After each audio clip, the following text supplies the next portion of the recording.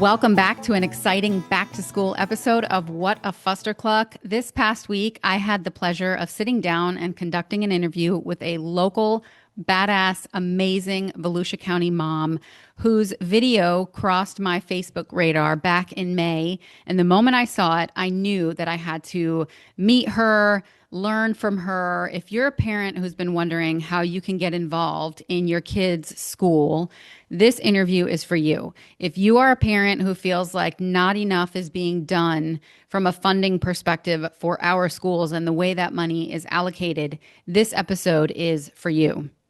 Your school board is making financial decisions that do affect your children, and most of us, myself included, have no idea that this is even happening. If it wasn't for women like Kim Short, I honestly don't know how much worse things could be, but I venture to guess they would be much, much worse. Kim is a Volusia County education advocate who has spent over a decade inside the machinery of public education.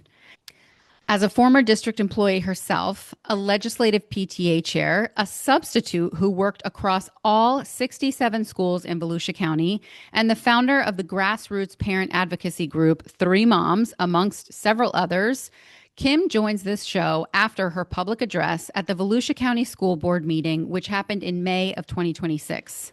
In this video, she challenged the board's purchase of NEOLA policy services, a policy template subscription used by districts across multiple states. In this video, she argues that those dollars belong in classrooms where teachers are already stretched thin. What unfolds during this interview is one of the most eye-opening conversations I've had on this show.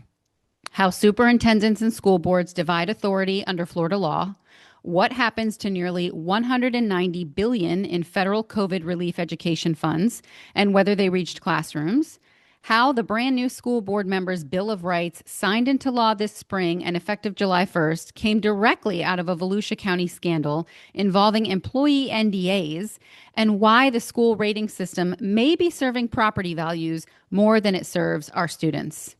But this episode doesn't end in despair. It ends with community as the answer and a clear, practical message about how ordinary moms and dads, or anyone in the community with limited time, can still make a difference. Before we jump into the interview with Kim, I do want to play for you the video in which she first caught my radar.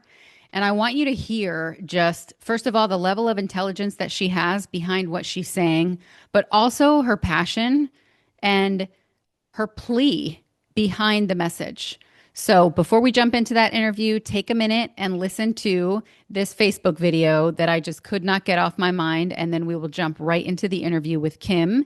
As always, please remember to like, share, and subscribe to What a Fuster Cluck on Apple, Spotify, and YouTube. This episode is so timely with back to school in Florida just around the corner and other areas of the country.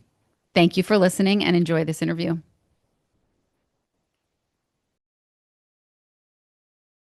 I had no intention of speaking, but I just got to say, it's disappointing to see this board, the majority of this board, do two very different things in one meeting. One, talk about the fact that we need more money from the state, or we need more money from this or more money from that, and then watch you spend money on something that, quite frankly, you didn't even try to do a better job of figuring out how we could have been more efficient.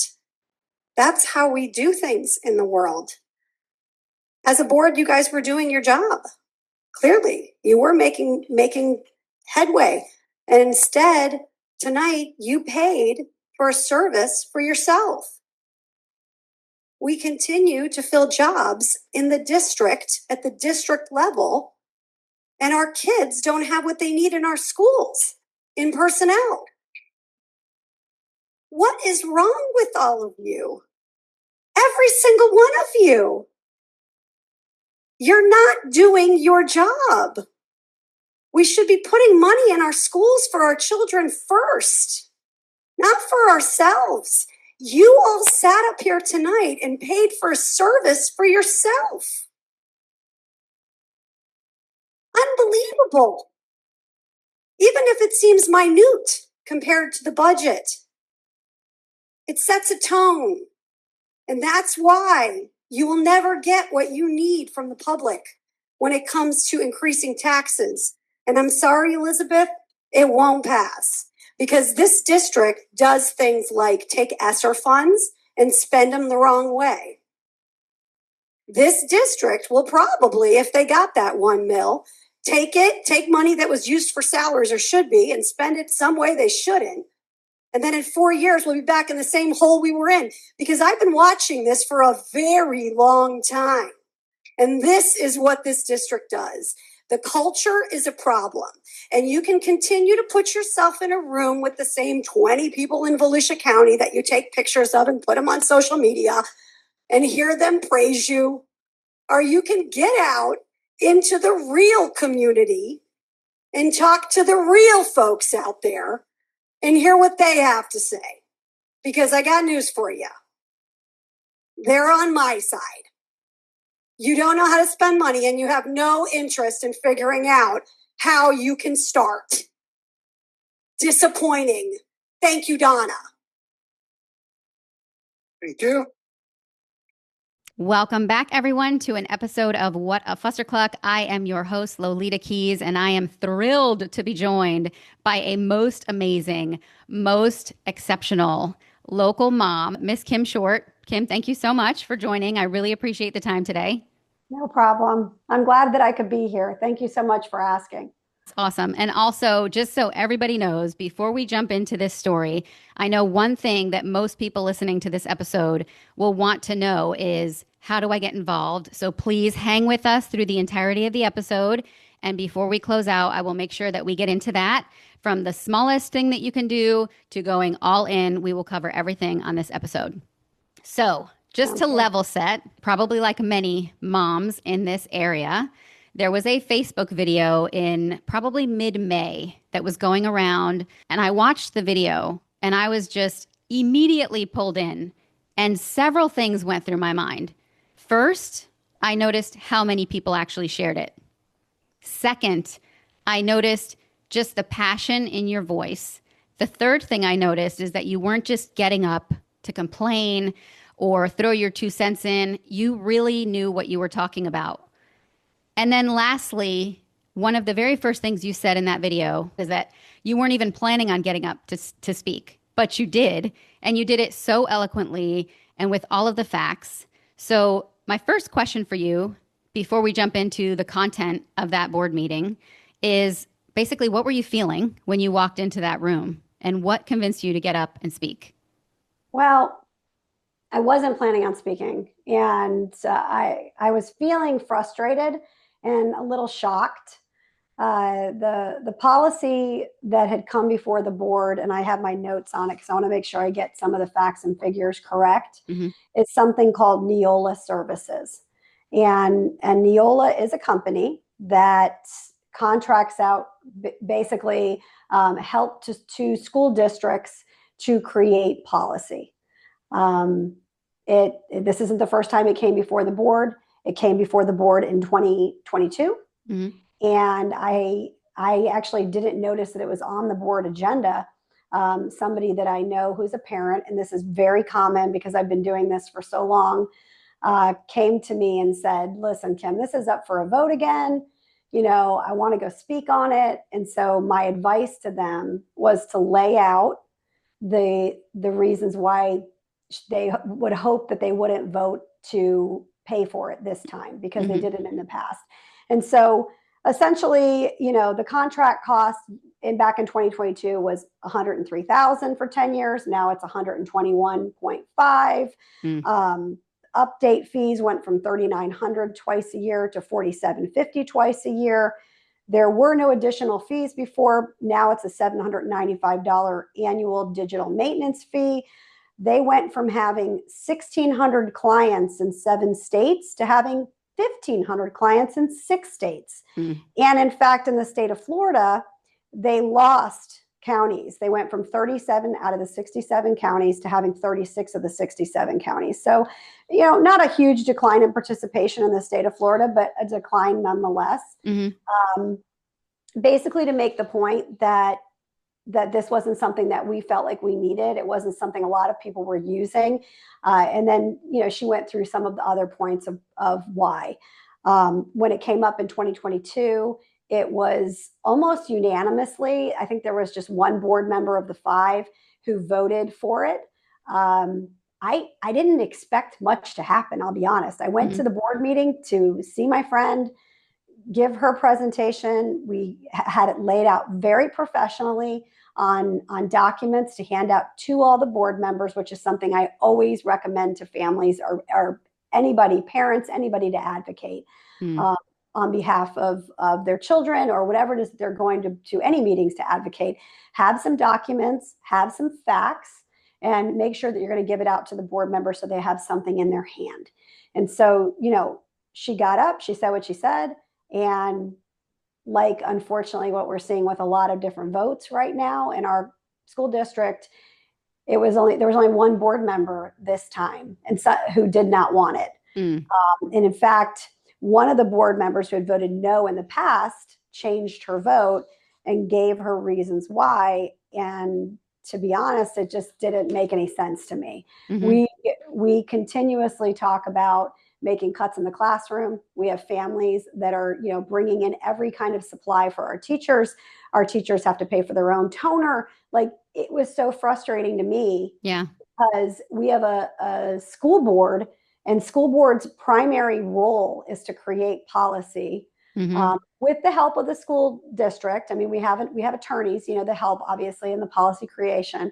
And if you look at it, one of the big things that they said that the reason why they were doing it is because they weren't up to date on policies, but they had made significant movement in updating policies without this program. So I felt like they were essentially paying for a service for themselves to make their job easier. And this is really kind of pulling it down, to how I was feeling, I think. And the frustration behind the fact that I feel like our schools don't have the ability to get this kind of help. So my main point was, I understand we have an almost $1.4 billion budget. I mean, yes, there are things that pass through that, like our charter schools and stuff, but essentially we're talking about an over $1 billion budget. Yeah. And so the money on it, I understand is like a drop in the bank to some people, like it's like nothing, but it was the point. It was like, this is how we do things. We make sure that our district is taken care of and our school board members are taken care of to make their jobs easier.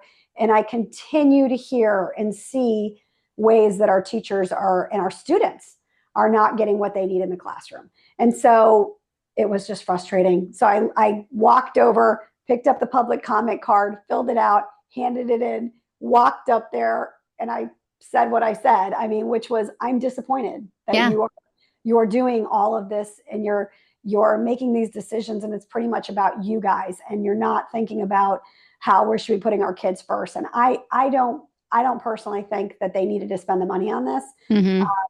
I've even talked to some former school board members who agree with me and said that they wouldn't have changed their vote either. And so it just made me even more frustrated afterwards. But it resonated with a lot of people because we're asked for a lot with our kids. Definitely. I mean, every year we get the back to school supply list, and then throughout the year, we work off the teachers' wish lists and things. And I mean, you and I probably both know this.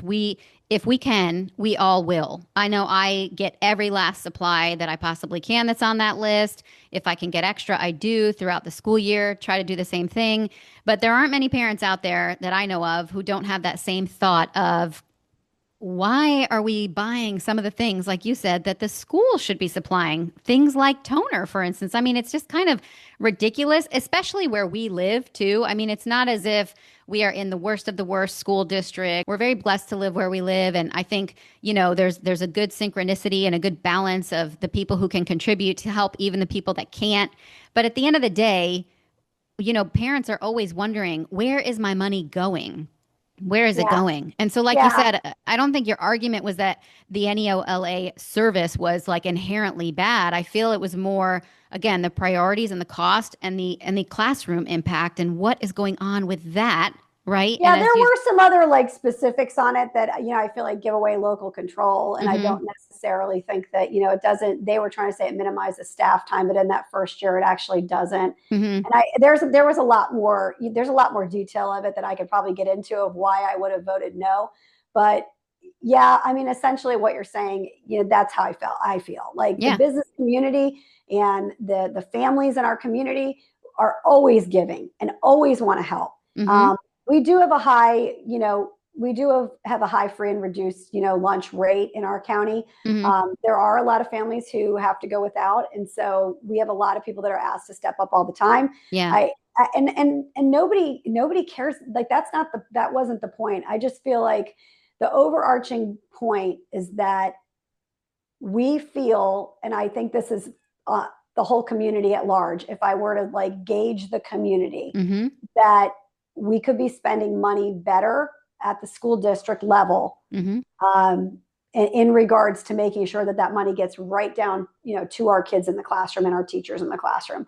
And it's a mind shift. And that's, and this was just, it was like the catalyst for me when I saw the vote go this way after somebody very, in my opinion, eloquently explained why the vote should be no, and very, professionally. It was just, it Disappointing. It was so disappointing. It just rattled me. I just was like, I just have to get up and say something. Yeah. And I wasn't planning on saying anything. It just upset me. But I have been advocating for a very long time. But in truth, I mean, I think I've gotten up and said something to this school board probably twice this year. There was a time when I used to speak quite a bit when my children were younger. And I was just starting out. And I've realized that there's other ways that you can go about doing that, which we'll probably get into later. Yes, definitely. Yeah. Going back to, what the kids lose in the classroom, you and I are going to get into a little bit of what I learned about you when we had our prep call to talk about what we would be discussing today, and, cuts to programs that are so beneficial to kids, things like art and music. So we're going to get into all of that. I think this is the perfect segue to talk about who you are as a person and how you kind of got involved. You mentioned you have children of your own, 3 boys to be exact, and they are essentially finished with school. They are. They're finished. They're 19, congrats. 21, and 24. I've got one who's already graduated from college, one who'll be graduating from college in 3 weeks, and then one who just graduated from high school who's going to be starting college. So yeah, Awesome. I'm in a different place. Yeah, congratulations. But even knowing that where you are in your life, I think the road that you've traveled will help so many others. And you have no plans in your future to kind of drop the ball on any of this in any way, because you and I also talked about community, and we'll get to that too. But it's a blessing to know that people like you are out there. And I know in just the first conversation we had, I learned so much, and I'm just excited for everybody else to get their hands on this information and start participating, start figuring out how to get involved. But a little background on you too, because some people may see that video not knowing you, or maybe they're siding kind of with the board vote, and they'll think, well, who is she? What experience does she have? What business does she have? But actually, quite a bit based on what I have learned about you. So you mentioned to me that your mom was a teacher and your sister. So what did the world of education look like from the inside as you were a kid, first of all, and then even as an adult? Oh, my mother's amazing. My mom is like just the quintessential teacher and really primary teacher. When we moved up here to Volusia County 20 years ago, she took a job at a Title I school over in Daytona, and she stayed there. She was there for 20 years. And she just retired 2 years ago. She started out as a kindergarten teacher and she had taught in Broward County, where we moved from previous, but education was important, and it was really her lane. I mean, we went to, my sister and I both went to public school from kindergarten through 8th grade. And then we both went to a private Catholic school in South Florida.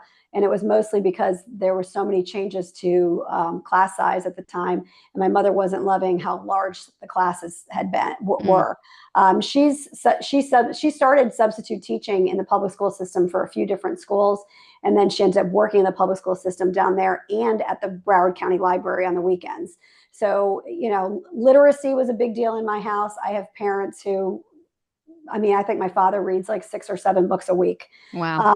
So education was something that was just, I mean, we got 3 newspapers to our house every day. Mm-hmm. The man reads a ton, my mother too. Like, it was just something like, knowledge is power. Mm-hmm. And we were taught from a very young age to, value education and kind of be able to debate with facts, I would say, is a fair way of saying in our household. Yes. So, that all being said, my mother is absolutely not like some big advocate, like go out and be an activist advocate like I was.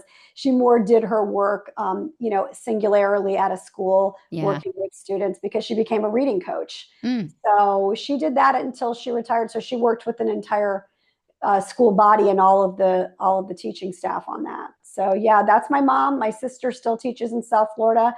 She's taught for, her whole career, almost at the same school at a charter high school down in South Florida, Pembroke Pines Charter High School, which is a totally different kind of model, but she's the speech and debate coach there, and she's phenomenal. Nice.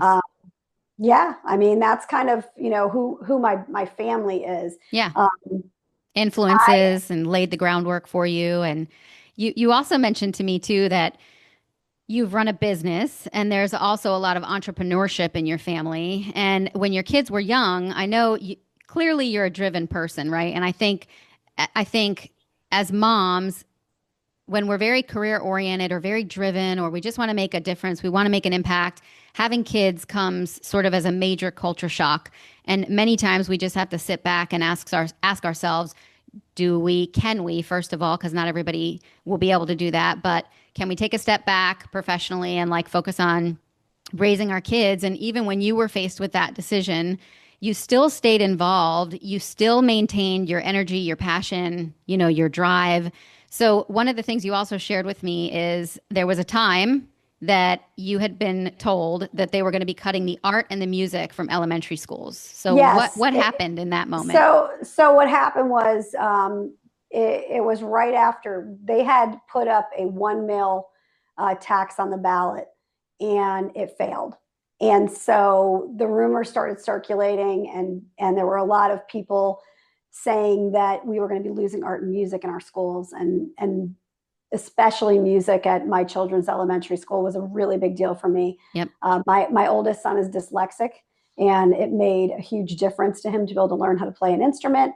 And I adored his music teacher, and the thought of it was just like heartbreaking to me. And yeah, I was in a couple different businesses working. I even did a lot of consulting down in South Florida. But when we moved up here, my primary role and focus was on my kids and their education. My husband and I both kind of decided that was going to be what I did. So I did what a lot of the career moms in my area did. We poured ourselves into the PTA, took the PTA from raising next to nothing to over $100,000 a year, and became, close with the principal. And we worked on a ton of events and adding events.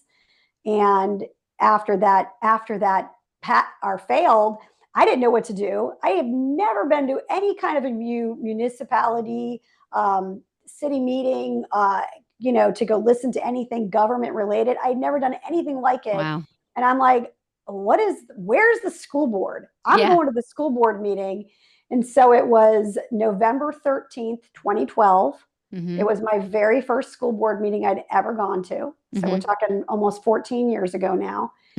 And I went and I got up and I spoke and I said, I don't know what we can do here, but we cannot lose art and music. I would really like to be a part of some kind of work on how we can figure out a way to keep this for our children, because I think it's really important. And then there were 2 other mothers from opposite ends of the county. One was from Ormond and one was from DeLand, who also showed up that night, just like I did, and decided to speak on the exact same topic. It was received really well. We had a superintendent at the time who had been there for a long time. She had her secretary, her administrative assistant, reach out to me the next day to set up a meeting. And lo and behold, the 3 of us were all asked to sit with her and talk. We talked through some different ideas, but the best part is that she asked us to come in and meet with her. She heard us, and we didn't we didn't lose anything. She made it work. That's amazing. It was amazing. She was amazing. For me as a parent, I know, everybody's got issues with different people in leadership at some point. But for me as a parent, I had a very good working relationship with her. And I thought we didn't always agree. And it was great because we didn't have to agree. And she would say, I don't agree. And I'd say, okay. And we would move on. Yeah, but it challenges you, right? Sometimes you do have to hear somebody else's side, even to make sure that you're really solidified in your own position, because sometimes they'll say something you just didn't think of, right? And that's just relationships. I didn't understand. Like, I think at the time, like, just like a lot of parents, when they walk into a school board meeting or anywhere else, you don't really understand what people's roles are and what you can do. And it's really important to understand that when you go to advocate. Yeah. So. And we're going to get into that definitely, because I want to talk about how this system actually works for anybody who is just clueless and needs at least a base level understanding. But you had already mentioned it was you and two other moms. Yeah. So I believe this is what spawned 3 moms. Yeah. So. What was crazy was pretty much for 10 years following that, I will say I went to 95% of all school board meetings and workshops. People they knew I was there because I was getting up and speaking on topics. I wouldn't plan on always speaking on a topic, but I'd get up and speak. And I'd be like, and it was great because they were listening and I started to build relationships with some of the school board members. And it was great. And then these other 2 mothers basically were doing the same thing.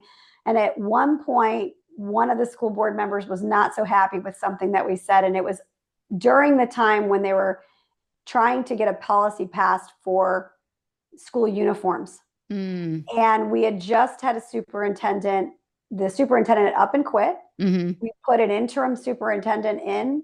And I think I had made a comment, like when I got up to speak, because I was getting so frustrated by the conversation that I felt like we were, and this was quoted in the paper somewhere. I said, I felt like we were having a dinner party and the chef just left the building and we're standing around talking about what color napkins we should put out. I said, I'm really not understanding, guys, why we're doing this right now. Yeah. And this one particular school board member who this was her baby idea, got really mad because all 3 of us were on the same page about it. And she made a comment like, I hear these 3 moms and they're here and they're upset. And somebody then on social media dubbed us the 3 moms, and it just took off. We started a Facebook page. We had thousands of people following us. And we kind of became a voice for parents and teachers and students. I mean, that's the bottom line. It's about students. Yes. And we're very different women. We are to this day, very different women, and we just kind of all had this commonality of wanting to advocate for our kids. So that's how that happened. That's awesome. And again, I think this is just another example of how one voice can turn into many. And sometimes people just need somebody to step up and say the thing or do the thing and be the organizer and kind of be the voice of change. And then it gives people the opportunity to get involved where they might not have before. Yeah. So absolutely. I think, again, education is going to be a big takeaway. I know that I have plenty of friends who are always leery to get involved in anything for several reasons. 1, they think they might not have the time. 2, they just don't think that they know enough. And I think people forget, you mentioned you started in 2012. So this isn't something you picked up yesterday and you got up in that board meeting in May and you had all your facts straight. This came in time, just like it can for anybody else. But the important thing is that it really is never too late to get involved, because the more people that do, obviously, the better. And so I just don't want people to get discouraged no matter how far along their kids are in their education. You could have a senior in high school and you could still get involved, because every voice does matter. And I do think it's important to keep the checks and balances in place. And so I want to dive into kind of how the system actually works, because as I said, I really feel like most people have no idea how their school board is structured or anything like that. So if you could break it down simply, who is the superintendent, what is their job, and what is the school board's job? So the superintendent is very similar to, let's say, like a county manager or a city manager. They are charged with running the school district. That is their role. School board members should not be running the school district the same as, let's say, the mayor or somebody on the city council shouldn't be going into our police department and running a police department. You know, you have issues that things get brought to you. They need to be funneled through the superintendent. It's your job as a school board member to basically, for lack of a better way of putting it, run the superintendent. I mean, you're overseeing them, and you're doing that through the creation of policy, and you do it all in the light of day. So that's what school board, you know, meetings are for. You're supposed to be having those conversations out in the light of day with all of the board members present, and that's basically how that works. You have one employee. Well, technically, our district is a little funny right now because we have a weird thing going on with our school board attorney. But you really are supposed to, as a school board member, have 2 employees. We're in a weird situation in Volusia County, not one that I agree with, where our school board made the decision to share an attorney between the school board and the school district. I personally think I think it's a conflict of interest. It's not something I would have voted to do, and it's something that I think that they should change. But it is what it is right now. This is what they decided to do as a board, and once the board votes, this is how it is. So they own that vote as a board. I believe in balance and transparency. I believe in staying to the structure. When I see parents, you know, wanting to go to school board members because of whatever the issues are, school board members really shouldn't be taking those things on. They should be funneling them to staff, and they should be asking superintendent to take care of it.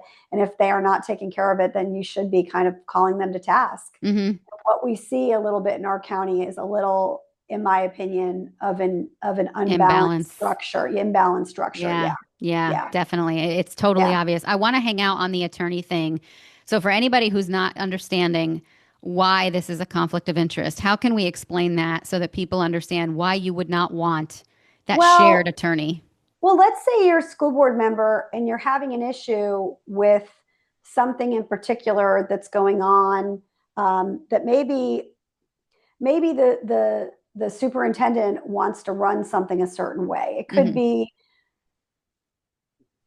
I don't want to bring up like Richard Milburn Academy right now, but there's this structure we're doing right now where we are, let's say, kind of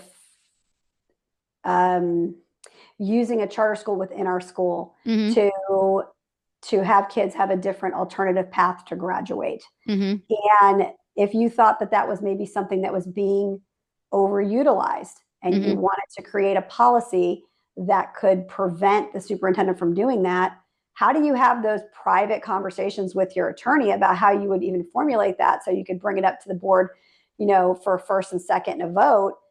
When they share the same, they are share, you know, it's not in the best interest maybe of what the superintendent's trying to do, especially when we are measuring, you know, a superintendent on goals. That's a whole nother thing. I mean, if you're trying to measure, you know, your employee on something, and you're trying to set up like their evaluation and all of that, well, a lot of that you're going to also probably want to talk to your attorney about.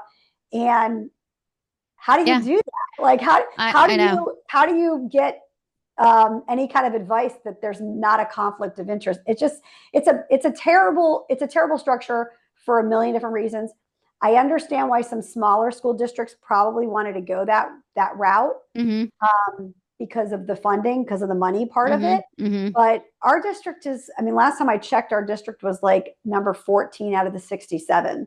So we're more in the higher, you know, tier of school districts, middle, I would say probably the higher of the middle tier. Yeah. You know? So the fact that we can't get 2 separate attorneys, I mean, that was one among many of the things that I learned in our very first conversation that was a jaw-dropping moment for me, because I just thought, how is this legal and possible?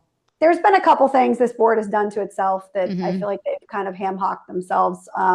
That's one. The other is that they've gone from 2 board meetings to 1. And they've also limited their ability to have board member comments at the end to, I think it's 5 minutes a board member. These things, I mean, we've already seen through the years them go from 4 minutes of public speaking time to 3. And now if you think about it, if you go in and you bring up an issue during public comment time and that board member, now the only time they're going to speak again after that last public comment time, which is really for all general issues, they already have something planned to talk about, and they're on the clock for 5 minutes. They probably won't even talk about your issue. No. And that's such a huge concern, because we have sunshine law here in the state of Florida, and they have to discuss things with each other out loud. So I don't know. I feel like there's a huge imbalance right now, and I don't think it's doing us the justice. No, it definitely doesn't seem fair. Yeah. We also chatted about the ESSER funds, which were COVID relief dollars, and I'm not really sure, what happened with them and what was done with them when we had that funding available. What were your thoughts on that? Right. Well, just to also add like some more of my background and experience, I did run for office. I didn't win. Ended up being the best thing in the whole world. I ended up going on to substitute teach in all of our schools because I had this bucket list that I wanted to do. So to my knowledge, I think I'm the only person who's ever substitute taught in all 67 of our schools. And I've done every grade level. Amazing. So I know a lot of people in our schools, which is fair to say. I also have sat on the Volusia County Council PTA board for close to a decade. I've been the legislative aide now for, I think, 8 years. I think I'm at 8 years. I've been the treasurer. I've been a vice president. I've had some different roles with them on the executive board. But I'm kind of down to just that. And it's more just because I know how to travel to Tallahassee and advocate and all that. And in addition to that, I was pretty much offered. I was told about a role, and I applied for it, and I got the job. There were 2 of them in the county, and it was for being a community involvement specialist. So my job was to work with the schools. I had 10 focus schools on the west side, but in truth, I was really working with businesses and the chambers and individuals to help our schools, and even on the east side a little bit to help my counterpart. But that role was one of many that was paid for by ESSER funds. ESSER funds were COVID relief dollars that were given to our schools, and the stipulation on them was that they were supposed to be used only for non-reoccurring expenses. Things like paying teachers a stipend or money to do tutoring. It should have been tied back to something that was going to help improve the loss of learning that occurred during COVID. And unfortunately, Volusia County Schools is, on a lot of the things I'm talking about, they're not alone. Like, these are things that we're seeing across the state. They were one of a few counties that basically just spent their money wrong. And really, this was not so much, this started with the superintendent prior to the one that we have right now. We've had, since I've started advocating, we've had 3 permanent, and I want to say 2 or 3 interims. I mean, we've had like 5 or 6 superintendents. So there's been quite a bit of turnover in Volusia County in that role. But yes, the money was used improperly. And so even with my glowing review that I had after doing the job for a year, they ended the job. There were some other opportunities I could have went into, but my job was essentially taken away. And unfortunately, as well as, I want to say it was about 300 positions in schools were eliminated. And they basically went school by school, looking at the amount of money based on student enrollment, because that's how they get their money, that they could fund each of the schools. And then they went through and they had to make decisions. I think for an advocate like me, my bigger advocacy at that time was that I didn't see as much of the cuts coming from the district that I wanted. And there seemed to be, I hate to use the word secrecy, but there definitely wasn't as much transparency about how many positions were in the district, which ones of them were cut, where we were as a percent to the total. Because to me, that says a lot. And we were getting hammered by people saying that, other school districts around us were not as much of a high percentage to the total in their district employees. So, I mean, I personally have the belief that it should be a tier 1 environment where that teacher in the classroom is Mm-hmm. the one that you make sure is staffed first, and that we make sure our kids have as much as possible when it comes to educators in our schools, Mm-hmm. and that then we wouldn't need as much support in the district. Mm-hmm. Yeah, you mentioned the lack of transparency, let's call it. And I often say a lie by omission is still a lie, right? It's like it is what it is. And I think that happens a lot. It's sort of a way that people kind of get away with things just by not making them transparent. And then you kind of have to do that digging. And you mentioned your advocacy, and you've been to Tallahassee. So what does advocacy at the state level kind of actually look like? And where does the real power over schools reside in Florida, would you say? Well, I mean, it is the legislature. I mean, and that's the thing that people don't understand, either, is that, Mm-hmm. you can't blame Volusia County schools for everything. The truth Mm-hmm. is that, you can't hate the player, you got to hate the game, Mm-hmm. right? Yeah. And a lot of things that are happening with our schools, they do have to do with funding. They do Mm-hmm. have to do with the decisions that are made in Tallahassee. And, I don't disagree with all the decisions made in Tallahassee, just to be clear too. Yeah. I mean, I think there's still a lot of things that have happened that are good, that our school district has upset some really good lawmakers about. I mean, we have one here who is likely to be the next Senate president right in our county. And I happen to tell him every time I see him, I thank him every single time for his Mm-hmm. hard work on getting rid of the district cost differential. Mm-hmm. That was a formula here in Volusia County, that we were the biggest loser in all the counties in the state of Florida. Oh, no. So if you look at it, what was happening is $1 would go up to Tallahassee, Mm-hmm. and X amount would come back to each of the counties based on a formula that they had. Mm. Volusia County was getting back about 96 cents on the dollar, roughly losing over the period of time that it was in existence Mm-hmm. about $10 million a year. Mm-hmm. And yet he was the catalyst to make sure that formula went away. Awesome. And it was great for us. I mean, we were a donor district to other counties. Like Wow. Miami-Dade, I want to say, was getting like $1.05 or $1.06. Wow. Tampa, Orlando, some of the bigger counties. And we were, I'm not kidding you, the biggest loser of every single county.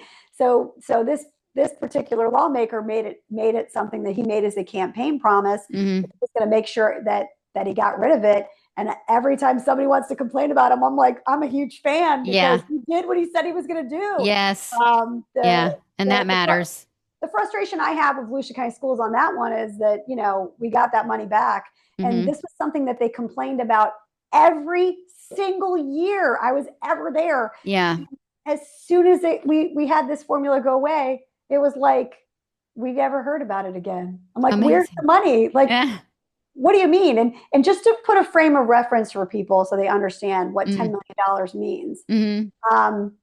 It's roughly $3 million, or, last time I looked at it, Mm-hmm. it was roughly $3 million to give a 1% raise. So if you've got $10 million, you're talking about a 3% cost of living raise right there for employees. Yes. I don't know where it is. And in addition to that, he also led the way on what we call funding sources, buckets, Mm-hmm. so to speak. Mm-hmm. So when you looked at the way school districts up until a couple of years ago received money, they received money by category. It's all categorical. So they get so much for books, so much for safety and security, and so much for teacher raises. And there's all these things. Well, under our current administration in the state of Florida, and under his good work, and with our Speaker of the House, they were able to go from, I want to say it was 13 categoricals to 3. Wow. The Senate at the time, the Senate side did not want to do anything to change the funding equation. And a lot of us, myself included, were advocating on the other side that we wanted to see it go away, because if they had more wiggle room, so to speak, they should have been able to do more things with the money that we wanted to see it, where we wanted to see it go. I didn't want to see their hands tied to having to spend so much money on textbooks, like use it or lose it mentality. Yeah. I think the 3 areas that have been left are teacher raises. Good. Teacher raises, safety and security. Mm-hmm. And I want to say I want to say the other one might be something tied to mental health. Okay. And it was really because the governor, this is my take on it, I think wanted to show those categories specifically as having an increase in those areas. And he wanted to make sure that those things were protected. Good. So that's kind of how that kind of rolled out too. And basically the complaint that you hear now is that there's still a lot of laws on the books that are unfunded mandates and things that they have to do. And because of all the laws, they still have to spend the money. The same legislator has made the comment that it doesn't really matter how much money they get because they just continue to ask more. Yeah. And I have been witness to, we have an annual day in DeLand over here in Volusia County where different organizations can come in and talk to all of the representatives and the senators and the reps about whatever their issues are. And it was embarrassing for Volusia County Schools this last go around when we had our district attorney walk in there and he made a comment that, you know, he wanted more money for something. And this particular legislator said, how much do you want? And he didn't even know. Oh, God. I'll have to come back to you with that. Oh, my God. And that spurred on like a whole thing of, yeah, you know what? Let me tell you the answer. This is pretty much what he said. Let me tell you the answer. The answer is it's never enough. Yep. And that honestly is one thing I can tell people for sure. If you're going to do any advocating in Tallahassee, and I've been doing it for years now, don't walk in or ask to go sit with a lawmaker and have any kind of a request without knowing exactly what that request is and why. Oh, yeah. It sounds like common sense. I know, but you'd be surprised. Even the district attorney couldn't get it right. You know? Yeah, it was a little embarrassing. Yeah, that's not good. The other thing that's just come up recently too is, and I wanted to ask you about this, what is the school board members' Bill of Rights? Why should every parent in Volusia County and all of Florida, for that matter, know what this is? And it's my understanding it just went into effect on July 1st of this year. Yes. The same legislator that I'm talking about, one of our school board members who's from his area, went in and basically asked to have a meeting with them and explained that when she had done a request for some information from the school district as a school board member, they were trying to charge her thousands of dollars for public records requests. Oh my God. Which, for those of you who don't understand public records requests, everything that goes on through electronic transfer, you know, like emails or everything you can request information on to see if board members are talking to people about it or what the deal is, or if you want to know anything specifically about a budget or about what somebody makes, because all their salaries are published. But as a board member, in all my time of advocating and all the school board members I've known and everything, when I found out about that, I was like, that to me, that's just, I don't have another word but crazy. Yeah. Like, what do you mean? You're an elected official. If I ask you about something and you're my school board member, you should be able to go find out the information willingly. Yes. They should participate with you. Yes. And they were, in fact, trying to block her from getting information. So that happened. And in addition to that, she also was working at a time when they were trying to get district, or not even just, school-based district employees to sign NDAs. And this particular person, who is a rep here in our area, or at the time, or he's a senator now, he is also an attorney. That's his day job. And he was like, what are you talking about? I think it kind of like blew his mind. Yeah. And so that's where it was born. Yeah. And he's, like I said, he's a very well-respected person in Tallahassee. And so we're very lucky to have him. He did some great work on putting it together on his side. And for those of you who don't understand how legislation happens, you have to have a companion bill. So you have somebody from the Senate and you have somebody from the rep side. Both are going to formulate your bills, and they have to basically be able to marry each other. And then they have to pass through both sides, and they go through different committees. And then eventually they have to get signed on the governor's desk. Thousands of pieces of legislation are filed every single year. Very few become law, and very few become law the first time. This piece of legislation was unique in that this last session was not a very fruitful session for legislation to come out of it, for laws to come out of it. Okay. There was a lot of things going on up in Tallahassee. So that made it unique, first of all. What made it unique, second of all, was that it had almost unanimous bipartisan support, which is awesome. Yeah. Oh, yeah. Anytime you get that. Awesome. I mean, truly awesome. And number three, it was the first time that it had come before any of them. I mean, in most of the committee meetings that I had listened to bits and pieces of it, you heard people say comments from both sides of like the political spectrum of stuff like, you know, we cannot believe we're doing this. Yeah. Like, why are we doing this? I know. Like, where is this coming from? Because they were incredulous to the fact that why we even needed to do it. And some of those lawmakers had been educators and school board members in other counties. And so it became a whole thing. Unfortunately, fortunately for us, but it was kind of not a really good team building moment for those of us who live here in Volusia County. All four of the other school board members took a trip up to Tallahassee to speak against the legislation, embarrassingly so. Oh my gosh. And what was their argument?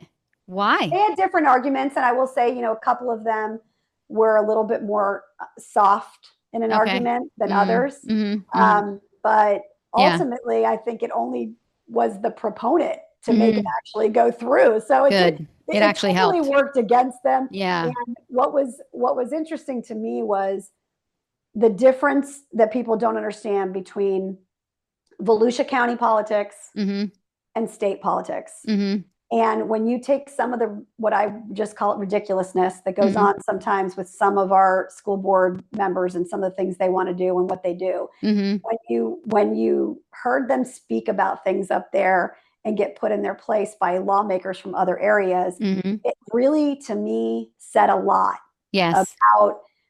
about what they need to learn about their roles. And I mean, one of them thought that that this particular other board member was like breaking sunshine because she was putting her thoughts and feelings on Facebook. Like it's a whole, like there's such a disconnect and a lack of understanding as to certain laws. And it was wild. That's wild. Unbelievable. Well, you know, and this brings me to, and I know that this is sort of a cliche thing that people kind of bring up and talk about. It's all these expressions that we say today, right? Like having the proper mindset and work-life balance and all these trendy things that, yes, you know, they mean so much, but we all use them so loosely. But I also wanted to talk to you about just the culture problem that we have here. And when you and I were on the phone, you had mentioned to me that the culture is a problem. And I just want to like hear a little bit more from you about that, because to me, you know, that seems to be at the very root of all of this. And I think when it comes to politics and whether you're at the school level or elsewhere, there's just so much, unfortunately, corruption, secrecy, lack of transparency, lies of omission, let's say. So what are your thoughts on the culture in the school board, in the county, at the state level? I think the biggest problem I see, and I kind of touched on it when I was upset in my video, was that it feels like we have a culture of, if you agree with us, you're invited to the table. Yeah. And if you go along with what we're saying and you stick up for us, you're invited back. But the minute we start to see that you're not, or you start to ask too many questions, you're not part of that group. Yep. And it's red flag. And I think that's like the biggest red flag, because having an organization where people from varied backgrounds and experience are invited, I truly believe makes you stronger. Oh, definitely. We mentioned it in the beginning when we were, saying sometimes you really do need to hear from the other side. You do. Not just to strengthen your argument, but to see your blind spots, something that you didn't consider. When you're in a room with a bunch of people and everybody's agreeing, and you're talking about something that impacts your community, and that's happening all the time, either you're really lucky or you are just silencing other voices. Well, what people need to remember is that, you know, first of all, Volusia County, like our Volusia County Schools is the number one employer in Volusia County. Mm-hmm. They have like almost 9,000 employees. Mm-hmm. We've got about 52,000 students. And I can guarantee you that you don't meet anybody who doesn't know somebody who's employed by, has a child in school, Yep. et cetera, connected to some way, because our schools are our community and our community are our schools. Mm-hmm. And the best way to advocate is to always advocate for all children, because that's how you make sure you get what you need for your child. Mm-hmm. And if you really care about our schools, and I know a lot of people feel like they do, Mm-hmm. you should always try really hard Mm-hmm. to consider that there's a lot of really well-meaning people in our community with Mm-hmm. varying opinions. Yeah. And trying to silence any of them is not making our system better. Mm-hmm. And I agree. you know, I can tell you, you know, right now, this is not a Volusia County Schools only problem. No. But I want to say where, you know, I think the statistic just came out that we have 76% of our schools in the state of Florida, or districts or whatever, Mm-hmm. A or B rated. Mm-hmm. And that was an exponentially big uptick from Mm-hmm. before. Mm-hmm. When we look at our proficiency rates of our children, they're Mm-hmm. still, you know, between 50 and 60%, and that has Mm-hmm. not moved. Mm-hmm. So clearly those of us who think Yeah. are looking and saying what's going on. And it's been an interesting cycle, because there's a lot of people out there, you know, right now running for office, and they're door knocking and talking to people. And I had somebody tell me the other day that they had knocked on 200 doors and talked to 60 people, and not one of the people that they met, not one, believes in our school grade and that it's authentic. Wow. And yet we're pushing this message out to families. Yes. It's the best thing since sliced bread. And what I've tried to say is, they don't trust you anymore when you try to shove something down people's throat. Yeah. Yeah. And while there are a lot of people who want to protect it because they believe in it, because they think it's going to bring people to our area, Mm-hmm. we need to remember that there's a lot of people who are really smart. Yep. And they're looking at this whole thing, especially at the state level, and Mm-hmm. they know that they have a problem. Yeah. And the kids are suffering. It's the kids. The kids are suffering. That's Yeah. the bottom line for Exactly. me. It does not, all the other things aside, Mm-hmm. if you want to have, we're in declining enrollment, we're in Mm-hmm. a choice environment, Mm-hmm. and kids can choose to go somewhere else with their families. And in fact, they are. Yeah. So instead of sitting around and talking about it, I use this analogy that if you're Publix, you're Mm-hmm. not sitting around and complaining because Aldi moved in, Mm-hmm. 2 doors down. Mm-hmm. You're finding a way to compete. Yes. And so that's the first thing I think we're lacking. Mm-hmm. But the second thing is, if we have figured out a way, which I really believe we have, Mm-hmm. to game some of this system, Yeah. and I have enough evidence, and I have messages upon messages from teachers and administrators to back up what I'm saying, Mm-hmm. we need to figure out a way to close that loophole. Yeah. Because it's hurting kids. Definitely. And it's so obvious. And I wanted to talk to you about charter schools and how this is growing, and, kind of your thoughts and what's going on here. So you brought up a few stories when you and I chatted about this, but what can you tell people about charter schools?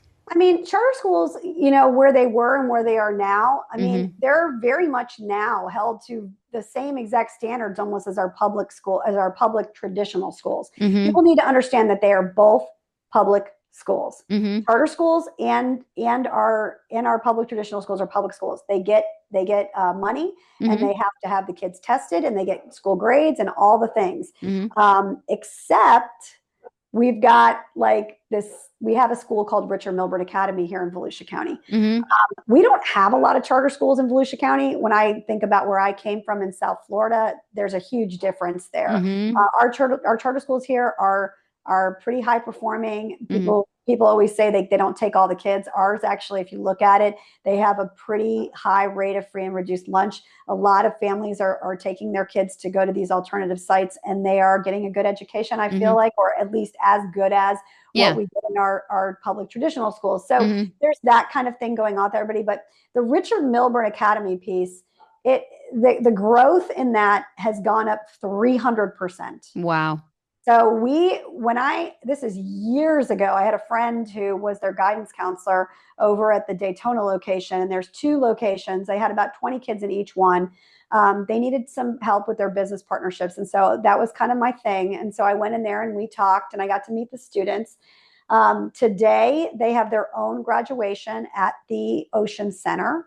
I've seen different records. The one that I saw most recently, I don't know if I have that piece of paper with me actually, but it shows the graph that talks about how many students. There's 600 or 700, I think, students at Richard Milburn Academy right now, stretched out across all of our high schools. And one of the things that has been told to me on a number of occasions is that when we see a student, in some schools more than others, because still principals do weigh in, I think, heavily on this. And then there's district pressures that these principals are under. If they start to see that these kids aren't testing well, let's say on the PM2, like when you're mid-year or whatever, there are conversations about taking students off the public school roster and putting them into this school where they do credit retrieval services. So, they basically take a computer class online to get their degree. There are people out there who will say to you, well, who cares, Kim? These kids are probably not going to graduate. Yeah. And so let them get their piece of paper, even if it only takes 4 or 5 days and they don't have to listen to one module or learn one thing. Yeah, it's crazy. Retest until they can pass it. And these kids are passing, an entire semester's worth of a class in 5 days. Yeah. There are people who, I am not kidding you, have looked at me and said to my face, who cares? Who cares? Unbelievable. Yeah. I just don't think people understand the trickle down effect. Who cares? And what I want to say is, well, I sit on 5 workforce and education committees. I'm in 6 chambers and I work with people every day, especially in the trades, who will tell you that it's extremely frustrating, the amount of students that were graduating who don't know how to use, a ruler. Or, they don't know how to do certain things. And we're sitting there and now we're basically saying, all right, I mean, just do it as quick as you can because you need that piece of paper. Exactly. And so they're getting that. I'm sitting over here thinking, my kids have busted their butts. I know. To get their degree. Yeah. All right. Sorry about that, everybody. We had a little technical glitch, but we have Kim back online. And you were talking about we were talking about charter schools, and you were mentioning how, your sons busted their butts. And we were talking about how some people can just take a test and after, 5 days, boom, they get that same piece of paper.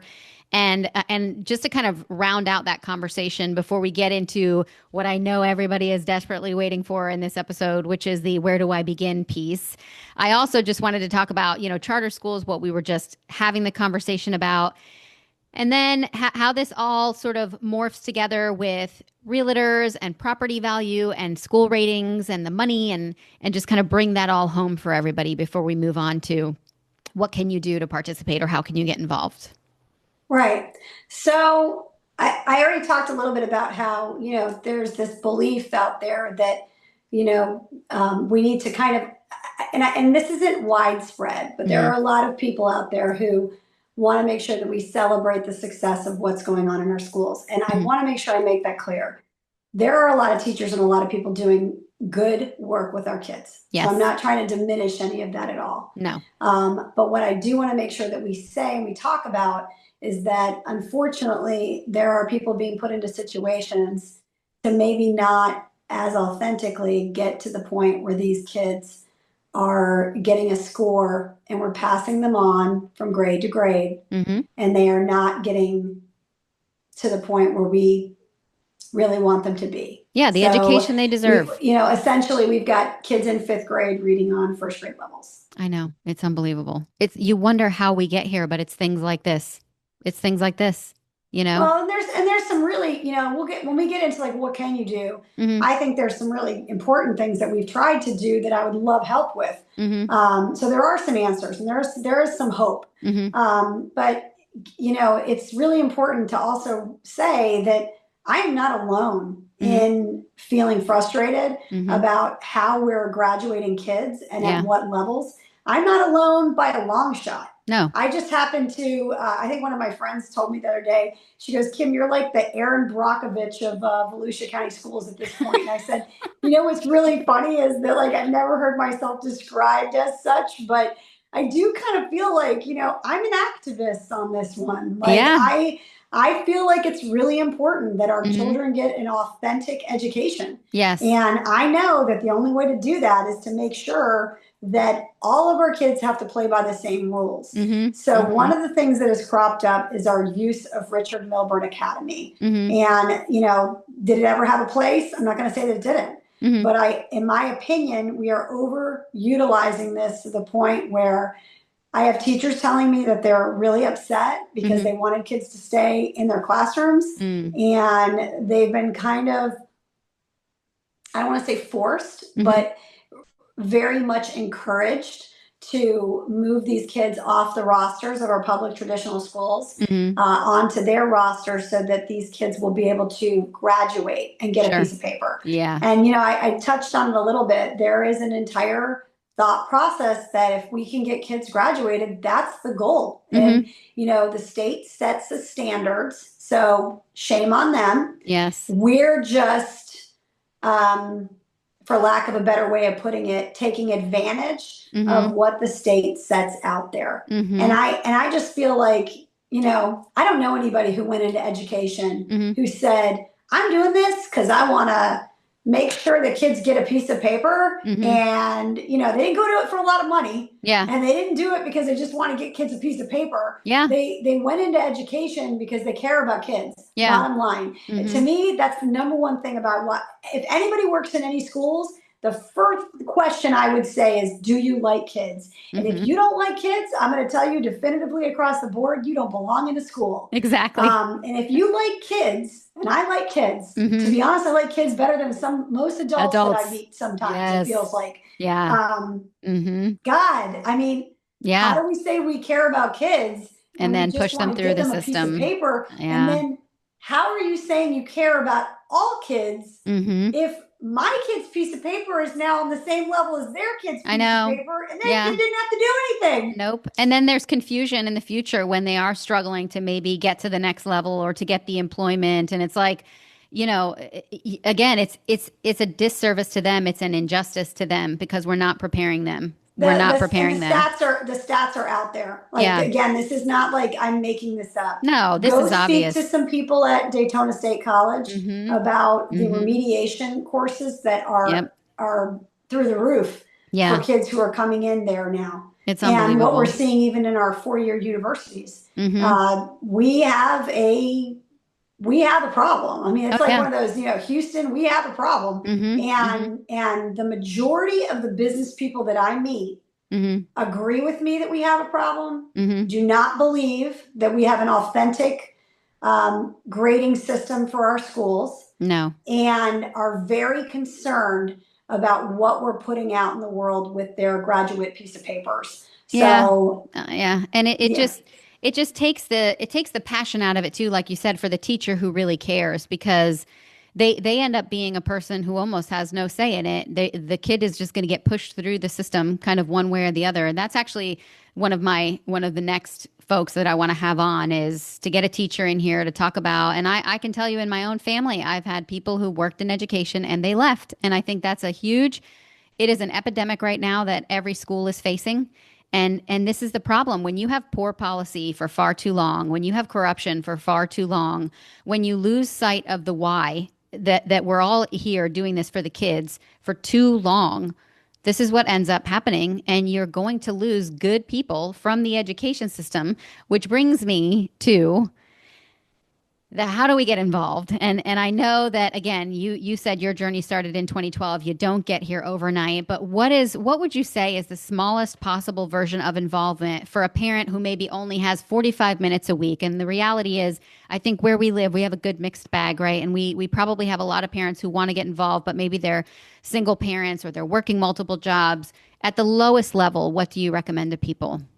I think, first of all, I think that if you're a parent and you have a kid in our schools and you want to learn more about what's going on in our schools, the first thing you can do is you can ask to join your school advisory committee. Okay. because I do think that that's one meeting a month. Mm-hmm. You're going to represent, the community or a parent. They have to have a greater percentage of non-employees on that committee. And this is Mm-hmm. a state statute that they have this committee. Okay. And then one of the people from that committee represents at the district. So there's a district advisory committee. Okay. I myself I've been at several schools on their school advisory committees, and I represented a couple different schools at the district level at those meetings. Mm-hmm. Those meetings really kind of give you a little bit of an understanding behind the curtain of things that are going on in the school system. You're going to get different information about, presentations on school grades and all different kinds of things that are going on. Mm-hmm. I think the benefit of it is that it will start to open your eyes to what the district is sharing Mm-hmm. and maybe what they're not sharing. Mm-hmm. And it'll allow you to kind of ask some questions. Mm-hmm. I don't know if it's so easy to say what it is that a parent should do, because I truly believe that you have to have a feeling or a passion about some aspect of this. Mm-hmm. For me, my advocacy started in Tallahassee, specifically around dyslexia. Mm-hmm. And the reason is that if you look at it, about 30% of the population of adults Mm-hmm. have some kind of a text disability. Yeah. And what I think we do that's a major disservice, that if we could really figure out a way to fund this and do this the right way, we would see leaps and bounds in our literacy rates. Mm-hmm. And that is that we should be testing our children to see if they have it, Mm-hmm. and then very prescriptively Mm-hmm. putting them through a program that will fix it. It's Yes. very expensive. Mm-hmm. I mean, you need an Orton Gillingham type program, Mm-hmm. but when you see the difference that it makes in a child, Mm-hmm. and if you do it young, it's a huge difference by the time they get older. I mean, Amazing. We have adults that have gone through some of these programs and taught themselves how to read, and we know there's a direct correlation between Mm-hmm. literacy rates Mm-hmm. and going to jail. Wow. So, I mean, there's a benefit to the community for us to take a hard look at literacy in a prescriptive way. Mm-hmm. And I don't mean testing our kids on the same exact kind of questions and passing some kind of a test. I mean, truly being able to read. Mm-hmm. So that, what are and some there's a signs? difference, and the teachers out there know exactly what I'm talking about.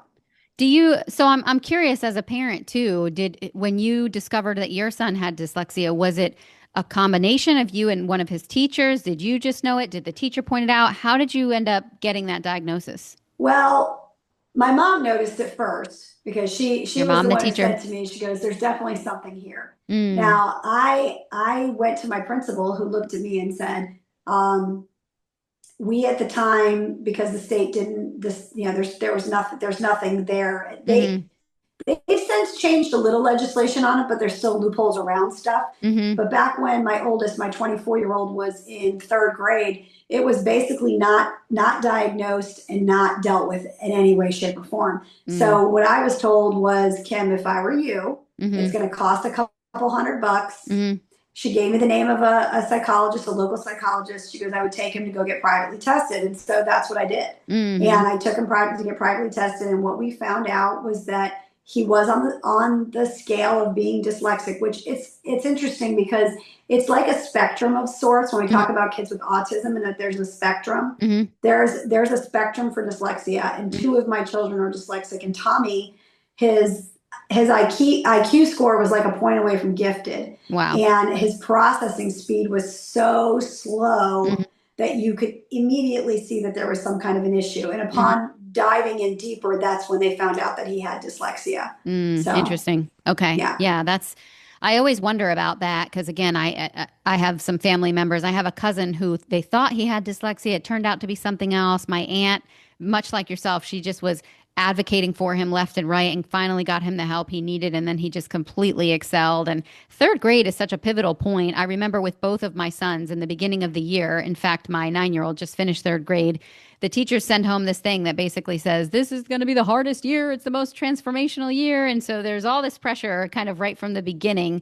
But I also think it's an interesting time to kind of see where they are from an education perspective. And with the reading assignments that they give the kids, I know for my son, many of them, well, for my younger son, many of them were very much a struggle because now they're not reading to read, they're reading to comprehend.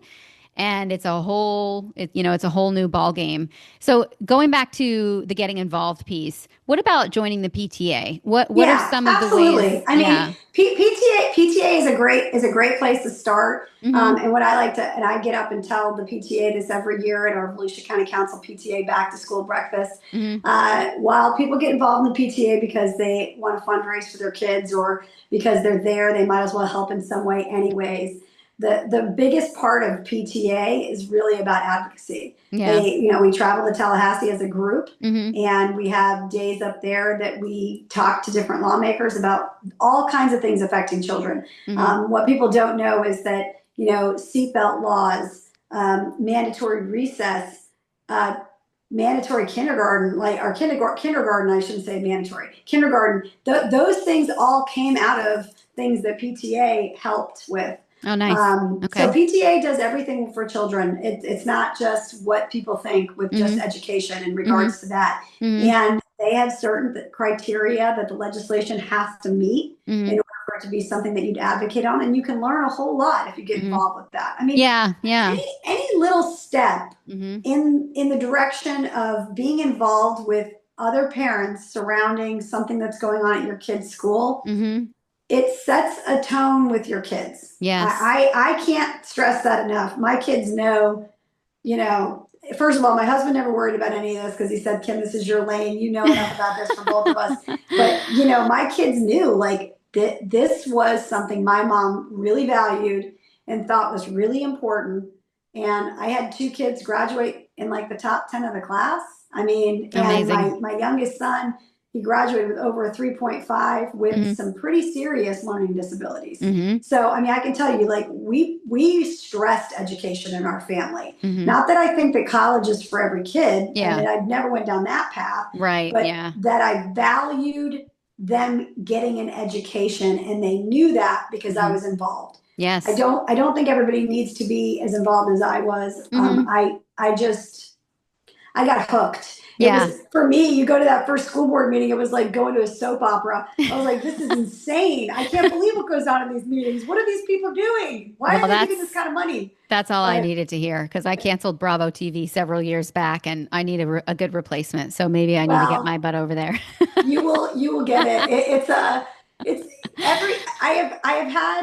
I have had many groups of people over the years approached me for help in how they can advocate. And at one point I went back and got my certification. So I am through the school district, a certified educational surrogate, which means I have sat in on meetings for families for free if they have IEP meetings or 504 meetings to help them with their kids, making sure that they understand what's going on and they have somebody in the room that can kind of be a help and a representative for them. So I've met with families when they've lost a coach or a teacher and shared with them how I would go to a school board meeting and I would advocate and, the suggestions that I would give. I've helped people go to school board meetings and advocate for, God, at least 10 years probably. That's so amazing. Honestly, we're so lucky. To me, there's no greater help or service or something more personal than somebody's children. Yes. Yep. So, and you mentioned that to me even on our phone call, and this goes back to the community conversation of, why would you continue to be involved even as your kids kind of aged up, aged out, your last one just graduating, and we brought it back to just the community. These are the people that are going to be growing up in your community, hopefully one day servicing your community. And first, I just have to say, it's been such a breath of fresh air meeting you. And in full transparency, you see someone like you on social media. And again, many emotions can kind of go through, particularly a mom's mind. One of which might be, and even I felt a fleeting moment of this myself, is, oh God, I could never be like her, or I want to be like her, but I have no idea how to get there. And like, this is too much. I might just tune out, or, something. So as soon as I knew that I wanted to have you on and talk about this and help people think of this at a micro level, and just the little things that they could do to get involved, and they just don't know where to start. And then learning so much about you. You said Erin Brockovich, and it's so funny because I just saw that Theo Vaughn had her on his podcast. And so I have that queued up to listen to. And then I was talking to my husband about you, and I'm like, oh my gosh, first of all, she's gorgeous. She looks like Erica Kirk. So I hope that's not insulting. Because she's beautiful. And I said, and she's got brains, and I said, you remind me so much of Marjorie Taylor Greene. And I hope that doesn't make this conversation polarizing for anybody, because I don't want this to be political. But it's just, having somebody with a voice, not just a voice, but a heart and passion. And I'm just so thankful to know that you're out there. And I'm hopeful that more people will hear this message and get involved. And you have an online forum, so I do want you to plug that. So if people did want to see what you're doing, see how you're involved, or reach out to get advice on securing some of these services, where should they go? Yeah, you can always reach out to me through Facebook. I'm Kim Short. It's fine. Message me. People message me all the time. But I do run a forum called the Volusia County School Forum. Mhm. And that forum had about 6,000 people on it pre-COVID. What happened during COVID was that there were families not knowing what to do with their kids. Mhm. Because I was listening to all the meetings, I knew all the different platforms. My mother was working in the school system, actually teaching from home some kids. Mhm. So I knew different ways that you could educate your kids and what was being said at the board meetings. And the board members at the time, the majority of them, I was very close with. Mhm. And they would be asking me what were families thinking. And so I kind of started spending probably full-time 40 hours a week answering parents' questions until we grew the platform to about double. Mhm. We have a little over 13,000 people on the platform now, and none of Mhm. them are bots. Like, they are real Yeah. people. If I find out it's a fake account, I remove your account, and that does Yes. happen. Good. But we try to keep it respectful. In fact, if you're not respectful, you will also get removed. But Mhm. I do try to keep it, respectful and about questions being answered. And there are people who are upset about things, and I let them kind of air that out and have conversations, because unfortunately our school district has now decided to shut down all communication on their own Facebook page. And I Mm. wholeheartedly don't agree with that. But Yeah.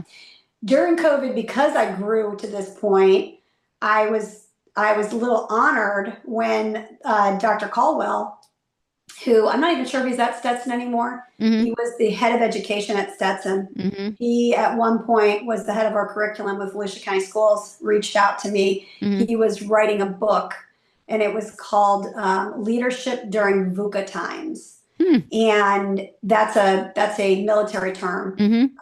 And what he wanted was, co-authors, and there was, I think, 13 of us maybe, and we each took a chapter. Mhm. And what my chapter was on parenting Mhm. during VUCA times, and he specifically wanted to talk about what I did in a leadership way during COVID Mhm. to work with families to help them to get the answers that they needed, because they were Amazing. all freaking out. Mhm. So, I did that, and that's how that platform grew, and the platform still exists. I don't, I'm not on there as much as I used to. I do way too many things now, but Mhm. I do answer people's questions as much as I can. I try to steer them in the right direction. Mhm. Um, I still believe that your best thing to do, and I tell parents this all the time, is when you have a problem, think about the common courtesy of going to your teacher first. Your Mhm. teacher's not helping you, you go to the administration at the Mhm. school, Yeah. and then you keep going up. To Mhm. me, it's just common courtesy and respect. Mhm. But if things get to a point where you just are not getting any answers at all, Mhm. I can give you those district, numbers. I can usually clear up if something is accurate or not. And if I Mhm. can't, somebody else on the page will chime in. Mhm. We have administrators on that page. Mhm. We have teachers on that page. We have all kinds of people on that page who will chime in. And we try to give accurate information. There's nothing as accurate as going to the source, Mhm. as Amazing. far as the teacher or whatever goes. But that is what I try to do. Awesome. Well, I did want to wrap this up with you by asking you to finish this sentence. The schools in this community will be what we make them, but only if fill in the blank.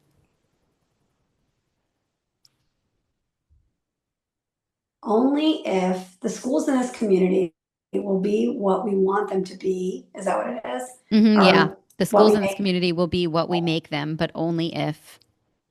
what we make them, but only if we can get to a point where we can respect all voices, Mm-hmm. regardless of whether you want to hear them or not. Mm-hmm. I love it.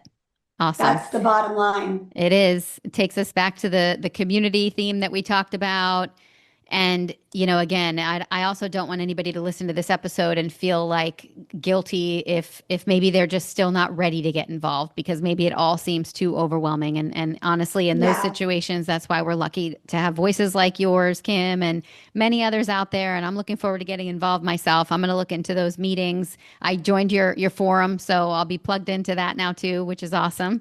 And I don't know how you do it all. I mean, a mother of three, you work for a local dealership too. You're in all of these boards, all of these committees. You're taking the time to answer all these questions. I mean, you are just like such a role model and a breath of fresh air. You know, I think that's what people, you know, don't really understand though. And I think you've kind of touched on a little bit. Like, I didn't get here just overnight. Nope. I have a lot of different backgrounds and experiences that kind of pulled me here. Mm-hmm. When my kids were super little, I absolutely was not like this. As my kids got older and a situation presented itself, I am a leader. Yeah. For whatever that is, people like me, don't like me, agree with me, don't, you know, whatever it is, I have an opinion. I can promise you that it isn't just rooted in my beliefs. It is rooted in a lot of people that come to me. And I think that shows. Yes. And maybe that's why some people also don't really want to hear it, because they want to continue to believe whatever it is that they believe. And that's fine. That's everybody's prerogative. But that's why I think that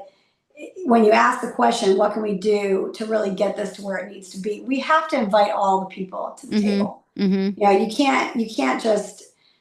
can't shut people out because they ask too many questions, or they don't agree with you, or they want things to be looked at a certain way. And people just want to continue to say no, because it's easier to dismiss them than to try to work with them. Yeah. Or to hear them out. So definitely.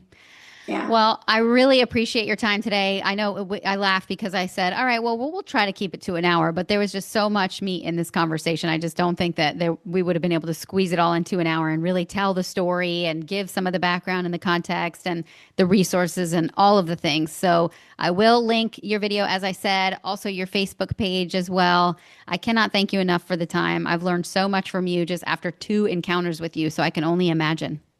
Like how long it took you to get here and all of these things. But I appreciate everything you've done, just being a voice for people in the community. We're very lucky to have you. And if anyone does not recall where to listen to What a Fuster Cluck, it is available on Apple, Spotify, and YouTube. Please, if you're a parent out there, it doesn't matter if you live in Volusia County or even if you live outside of the state of Florida. I think a lot of this advice goes a long way, regardless of where you live in the country. So share this information with a family member or a friend who's struggling and just does not know what to do. Kim, thank you so much. I really appreciate all your time today. Thank you for having me. I really appreciate it. This has been great to be able to talk about what's going on. Anytime. Thank you so much. Yeah. Bye, everyone.